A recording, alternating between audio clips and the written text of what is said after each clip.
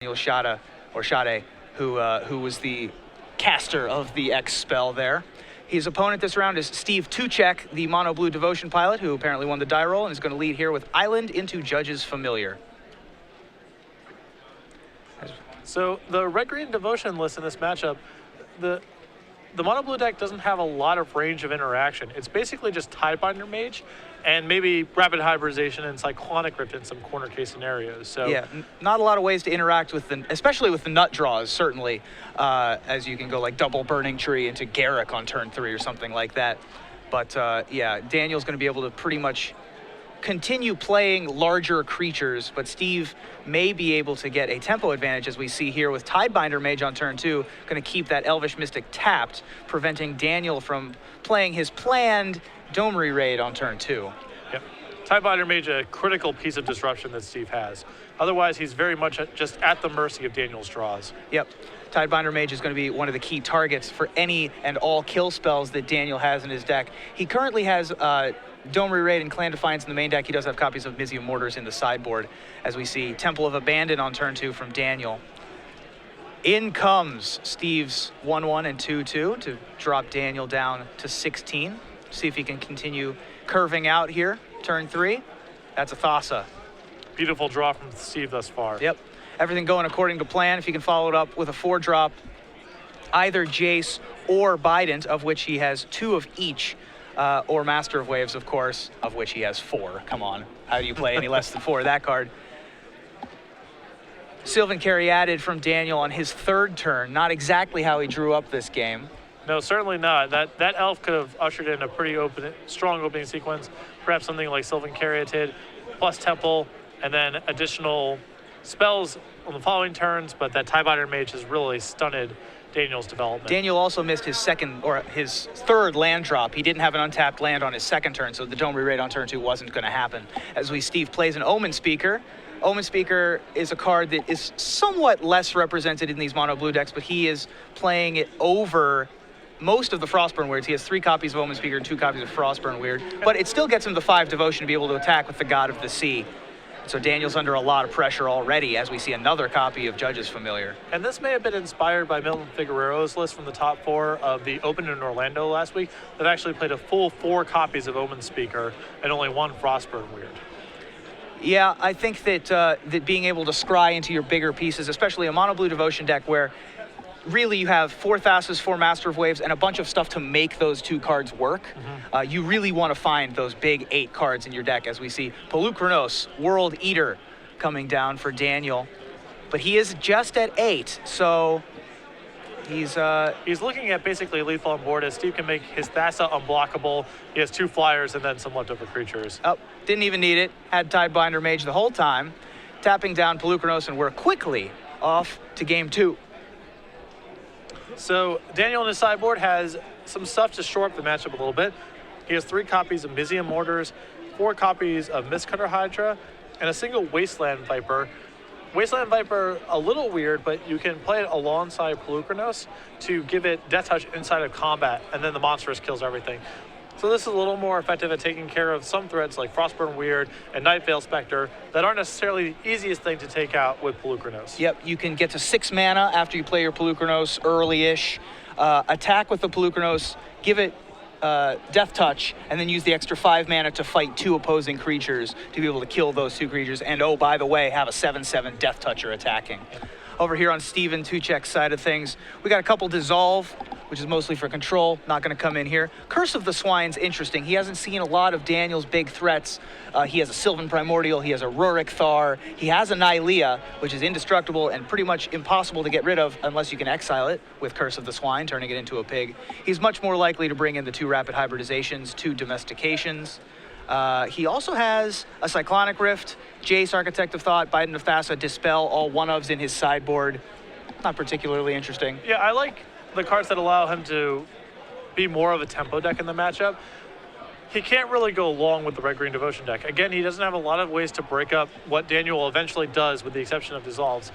If he has an edge in the matchup, it's the way that the first game went, where he was able to get onto the board quickly and prevent Daniel from getting much of his action going. If Daniel's actually able to make his land drops and develop his board, Steve can't match him pound for pound. Absolutely. I think that Mono Blue Devotion really needs to lean on those good tempo draws. 1 drop, 2 drop, 3 drop disruption. Right, as lopsided as that game was and appeared, if there isn't a tie binder mage on turn 2, if that's a Frostburn weird, and Daniel's able to do something like play Sylvan Caryatid and his Temple and go into his 3rd turn with all that mana, who knows what he can do? I mean, the deck is capable If Daniel of had an untapped land on turn 2 to be able to play that Caryatid on turn 2, the game is completely different because the Pelucranos comes down a turn earlier. The Domri Raid probably gets to come in and fight something. Yeah, so the Red-Green Devotion deck is very sensitive. When it stumbles, when some critical pieces, especially the mana creatures, get disrupted, it can look pretty anemic and die with a bunch of 5 and 6 mana nonsense in its hand. But as we've discussed, the Mono Blue deck can look pretty anemic at times too when it's got no cards in hand and you top deck Cloudfin Raptor. Right. So when the Red-Green deck is actually able to get its action going, it does things power level-wise that no deck in the format can really match. But it's just about getting through the first couple of turns with your mana developed. That means having red and green mana. The deck is sometimes missing red. That's a thing that comes up. Having mana accelerants. Sometimes it doesn't have a mana accelerant every game. That's a thing that comes up. And then actually having its mana creatures survive and allow it to develop to the middle turns of the game. Yep, it definitely has the best god draws in the format, as we've seen. When Mahara played this at the Pro Tour, I believe we saw some Burning Tree Emissary-fueled god draws that dropped Garrix on turn 2 and things like that. Yeah, as you see Daniel take a mulligan here. I know I saw a tweet from Owen Turtenwald a few months back. I think this might have been at the New Jersey tournament, maybe somewhere in Vegas, where his opponent went turn 1, Forest, Elvish Mystic. Turn 2, tap the Elf in the Forest, Burning Tree Emissary, Burning Tree Emissary, Burning Tree Emissary. Nick those, tap Nick those, Garrick, minus Garrick, put World Spine Worm into play. So its best draws, for example, put a 15/15 into play on the second turn. On the second and turn still of have the your game. Garrick left over. That's a perfectly reasonable draw, I would say. So, I played against this deck a lot online.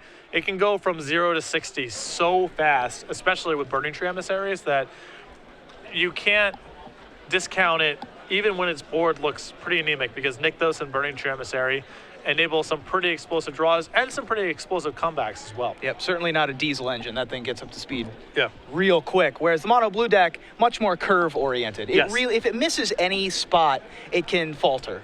It's not really at the mercy of its own draws, because you have a lot of scry in the form of Thassa and Omen Speaker, as well as draw in the form of Biden of Thassa and Jace.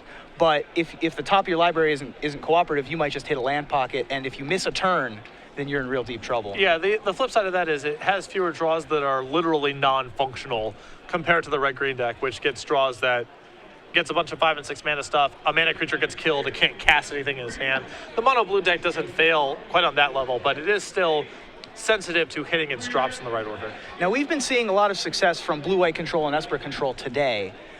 In this matchup, we have a Devotion Mirror that it doesn't include Mono Black, but Mono Black's still a dominant force in this tournament. With several of the top tables still have Mono Black, even some Mono Black mirrors near the top. Do you think that this is a tournament where Mono Black should be in fear of what it has to face along the way, because it's quite the target? Not from what we've seen on camera so far. It's been, the cards that are specifically targeted are fairly narrow in scope. We're talking Blood Baron, Assemble the Legion. There's a lot of decks that have okay matchups with with Mono Black rather, but there aren't a lot of dedicated cards you can play to really cheat the matchup. We see turn 1 Temple of Abandon from Daniel, and then keep it on top with the Scry. Can't really be too happy about that, says Steve. As we see Cloudfin Raptor off of an island on turn 2. Another Temple on turn 2, as well as an Elvish Mystic for Daniel.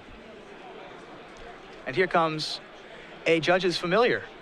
That spells no second land, I think, to me. Yeah, as you can see, Steve's got multiple Tidebinder Mages in his hand, it appears, but they just can't be cast. 2 Tidebinder Mages, but only 1 island with which to cast them. That's not going to do, as Daniel is going to be able to play. Looks like he's going to go with Domery Raid on turn 3. Might have some mana issues of his own over there. Nope, never mind.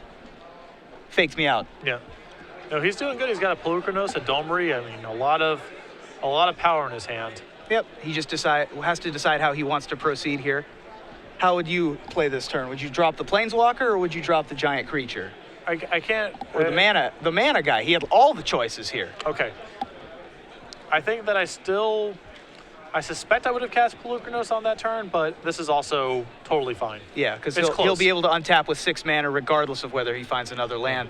As Steve attacks with Judge's Familiar and Cloudfin Raptor, the danger there that Daniel's playing around is if he does find the island on top, Tidebinder Mage is really just countered your entire turn, right. And he wants to get all his mana into play. 7 mana available for Daniel Schade. I keep mispronouncing his name, I apologize. It is Schade, with the emphasis on the first syllable.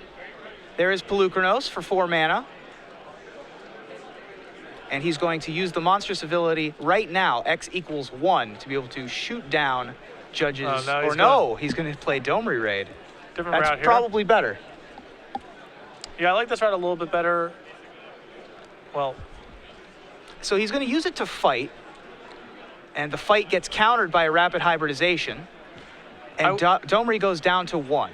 Because of the threat of rapid hybridization, I would have been fine with playing Domri and plussing it, because there's no threat that it dies, but that play was very risky against a copy of rapid hybridization, which Steve had, and now, Daniel's really at the mercy of the top of his deck. He does have a 3/3, but not a lot else, and if Steve finds a second island, all hell breaks loose. Yep, absolutely, as that is going to be able to lock down the Frog Lizard that Daniel currently has in play, which is the largest thing in play right now, and it's going to enter the red zone alongside the Elvish Mystic and the Voyaging Satyr, attacking Steve down, probably down to 15. We're not going to chump block with the 0-1 here. Nope. And Daniel simply passes after that. There's a Mutavault, not exactly what the doctor ordered, but we might be able to cast an Omen Speaker or something along those lines. Yeah, this would be a really good spot for Omen Speaker. See if he has another 2-drop in addition to those 2 Tidebinder Mages that he has in hand.